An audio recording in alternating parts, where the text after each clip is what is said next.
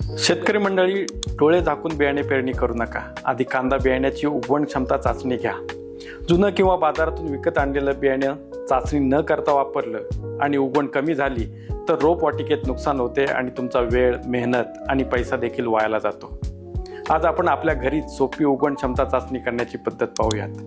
तुमच्या बियाण्याच्या पिशवीतील 100 बियाणं मोजून घ्या.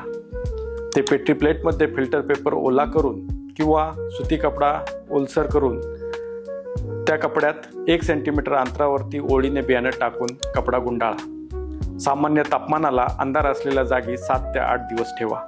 दररोज थोडे थोडे पाणी शिंपडून कपडा किंवा फिल्टर पेपर सतत ओलसर ठेवा. फक्त पाणी साठणार नाही याची काळजी घ्या.